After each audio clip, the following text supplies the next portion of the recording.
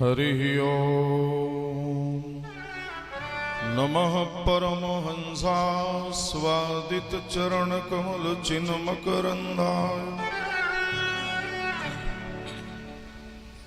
भक्तजनमानसनिवासाय श्रीरामचन्द्राय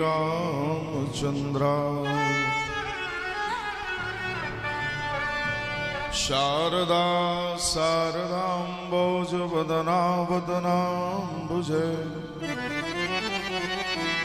सर्वदा सर्वदास्माकं सन्निधिं सन्निधिं क्रिया अज्ञानतिमिरान्धस्य ज्ञानाञ्जनशलाकया चक्षुरुन्मीलितं येन तस्मै श्रीगुरवे नमः। गणेश ब्रह्मेश सुरेश शेषाः सुराश्च सर्वे मनवो मुनीन्द्राः सरस्वती श्रीगिरिजादिकाश्चयम् नमन्ति देव्यः प्रणमामि तं विभुम् अतुलितबलधामं हेमशैलाभदेहम् दनुजवनकृशानं ज्ञानिनामग्रगण्यम् सकलगुणनिधानं वानराणामधीशम्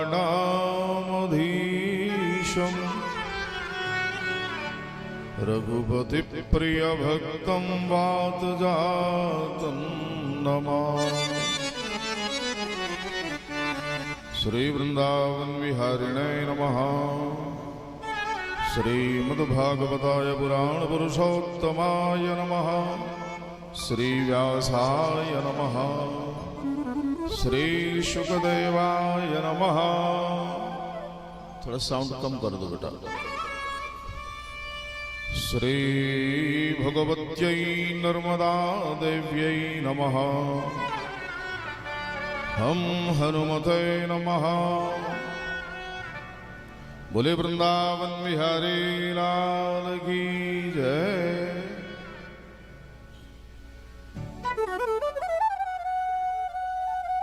श्रीमद्भागवत ज्ञान यज्ञ के इस पावन अनुष्ठान में व्यासपीठ पर आसीन श्री व्यास जी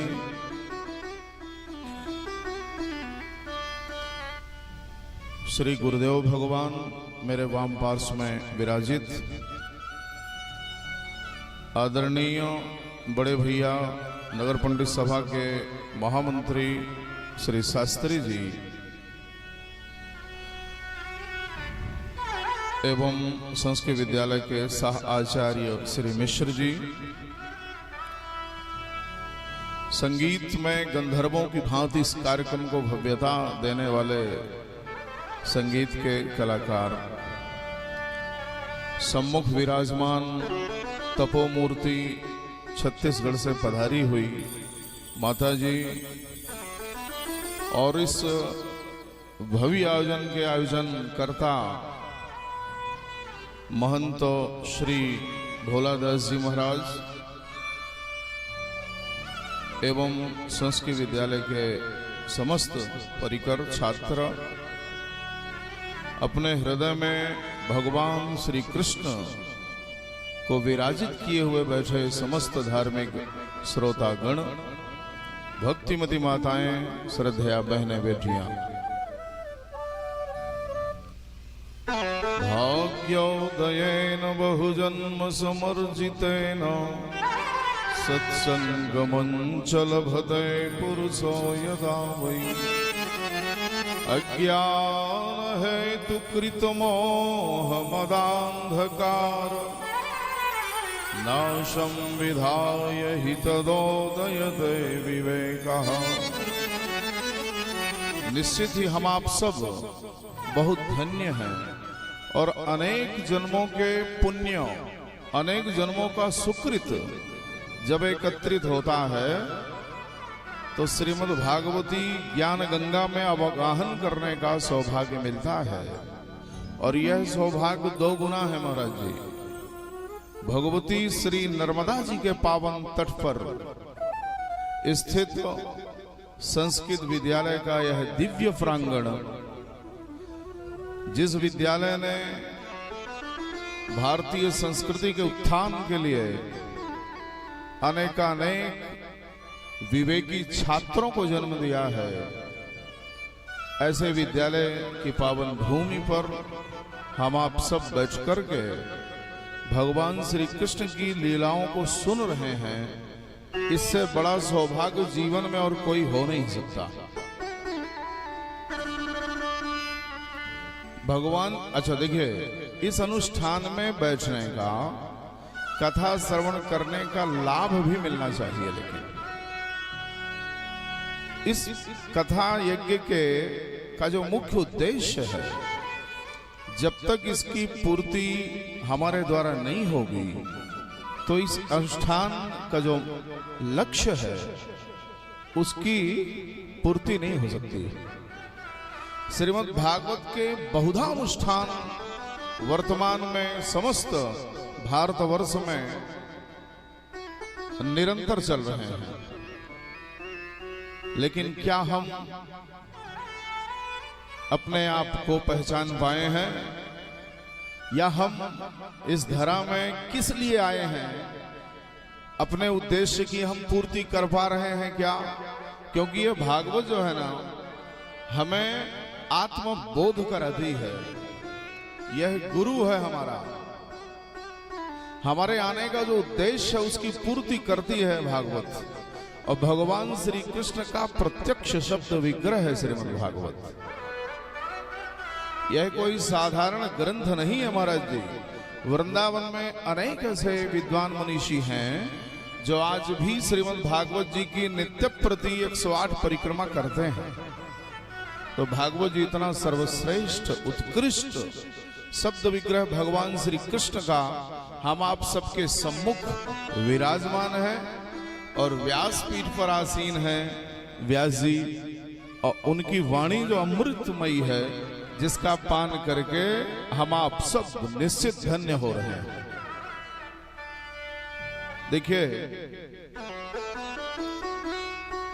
भागवत जी के माध्यम से हम अपने इस जीवन का रहस्य उद्घाटित कर लें। हमें इस संसार में फिर से आना न पड़े, इसलिए है कथाएं। इन कथाओं में जितने कथानक हैं वह सब जो भी श्रोता रहे हैं, वक्ता रहे हैं, वो सब मुक्त हो गए। तो भागवत जी कहे के लिए हैं भैया, भागवत जी मुक्त होने के लिए हैं। किससे मुक्त होने के लिए हैं?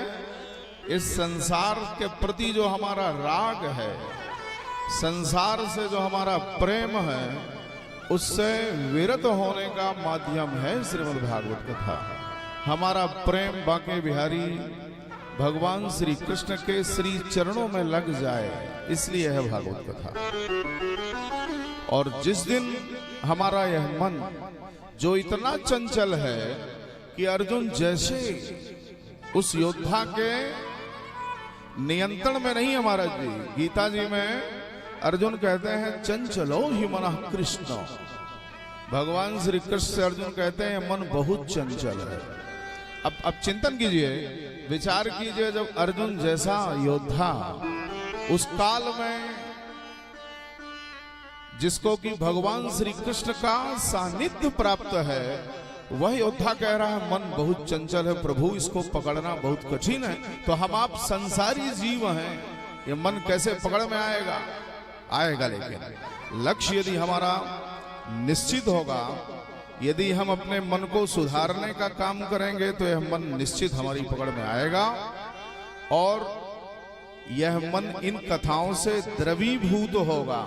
देखिए, ये कथाएं मन को पिघलाने के लिए हैं। मन वज्र की भांति कठोर है और मन पिघलता है भगवान की कथा सुनकर। भगवान श्री रामचंद्र जी मर्यादा पुरुषोत्तम जब अहिल्या का उद्धार करके जा रहे थे तो तुलसीदास जी द्रवित हो गए। महाराज जी भगवान की उस करुणा वत्सलता पर भगवान कितने करुणामयी हैं। इस उपेक्षित पाषाण बनी हुई अहिल्या का उद्धार करने के लिए भगवान स्वयं गए हैं, जिसको कोई देखता नहीं था। तो कितने दयालु हैं भगवान। भगवान के इस चरित्र पर तुलसीदास जी का मन द्रवित हुआ है। तो तुलसीदास जी अपने मन को सठ कहकर संबोधित करते हुए कहते हैं कि तुम जिस परमात्मा के इस कार्य के प्रति इतना द्रवित हुआ है, मन उनके चरण कमलों का ध्यान क्यों नहीं करता। तो ये कथाएं हमारे मन को द्रवीभूत कर दें और द्रवित मन भगवान के श्री चरणों में लग जाए, यही इन कथाओं का उद्देश्य है। जितने भी अनुष्ठान इस भागवत कथा में कथा के माध्यम से हुए हैं, उन अनुष्ठानों में अनुष्ठान की पूर्ति 100% हुई है। हम 2, 4, 10, 50, 100 भागवत सुन के अपने उद्देश्य की पूर्ति निश्चित कर सकते हैं, इसमें कोई संदेह नहीं है।